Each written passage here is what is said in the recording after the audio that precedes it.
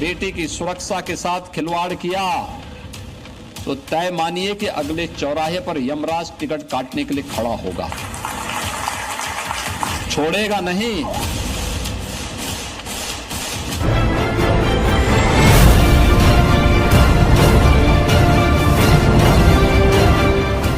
भाई इतनी बड़ी घटना करी तुमने, कुछ पछतावा है? आवाज निकालो जी। हाँ जी हाँ। क्यों किया ऐसा तुमने? ऐसी क्या मजबूरी आई थी जो आपने ऐसा इतना बड़ा कदम उठाया? जी मसला था जी। है जी, घर का मसला बैठ के भी तो सुलझाया जा सकता था। ऐसा क्या घर का मसला था जो बीवी भी दोनों बच्चे, इन बच्चों का क्या दोस्त था?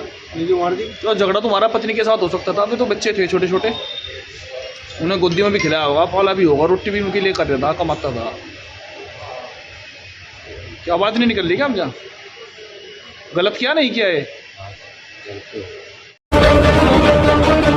2 दिन पहले बिहार के मुख्यमंत्री नीतीश कुमार का एक महिला का हिजाब खींचने का वीडियो वायरल हुआ तो सभी मुस्लिम गुरुओं ने इस मामले को आड़े हाथों लिया और सवाल उठाए कि हिजाब कैसे खींच सकते हैं। वीडियो वायरल हुआ तो पटना से लेकर दिल्ली तक सियासी पारा चढ़ गया।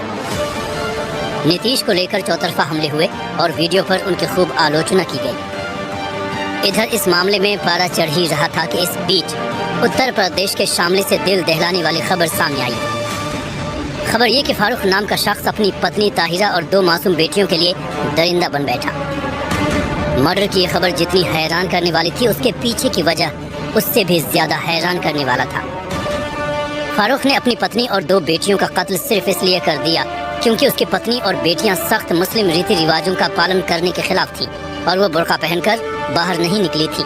इसी बात से नाराज होकर फारूक ने ताहिरा और आफरीन की गोली मारकर हत्या कर दी। छोटी बेटी सहरीन को गला दबाकर मौत के घाट उतार दिया और तीनों की लाशों को सेप्टिक टैंक में दफना दिया।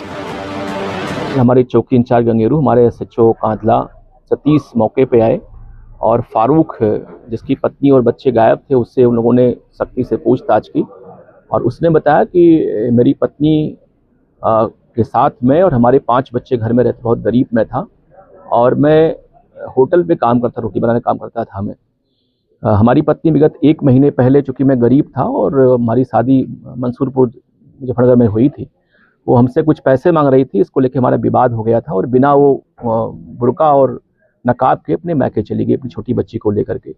इस बात को लेकर काफ़ी परेशान था कि हमारी इज्जत चली गई और मैं जाके 1 महीने बाद अपनी पति को घर पे लेके आया यहाँ पे और तभी से मेरे मन में भाव जग गया कि लग रहा है इसका मामला कुछ और है और मेरी इज्जत अब नहीं करती है ये, और तभी मैंने इसको जान से मारने का प्लान बनाया। दिनांक 9-10 की रात्रि में लगभग 12 बजे हमारे 5 बच्चे सो रहे थे तो मैंने पत्नी को चाय के बहाने उसको जगाया। जैसे चूल्हे पे आंगन में आई वो और मैं पहले से कट्टा लेके आया था और मैंने उसके पीछे से गोली बजा, उसकी तत्काल मौत हो गई। गोली की आवाज़ सुन के हमारी जो बड़ी बेटी जिसकी उम्र 14 साल थी वो भी उठ के चली आई। हमने उसको पीछे से गोली मारी, उसकी मौत हो गई। और उस गोली की आवाज़ को सुन के हमारी सबसे छोटी बेटी जिसकी लगभग 6 साल थी वो भी उठ के चली आई। हमने गला दबा के उसकी भी हत्या कर दी और मैं प्लानिंग के तहत एडवांस में ही लगभग 6 दिन पहले अपने घर में ही शौचालय के गड्ढे के बहाने गड्ढा खुदवा रखा था और रात ही में मैंने इन तीनों डेड बॉडी को गड्ढे में डाल के दफना दिया और ऊपर से मिट्टी डाल दी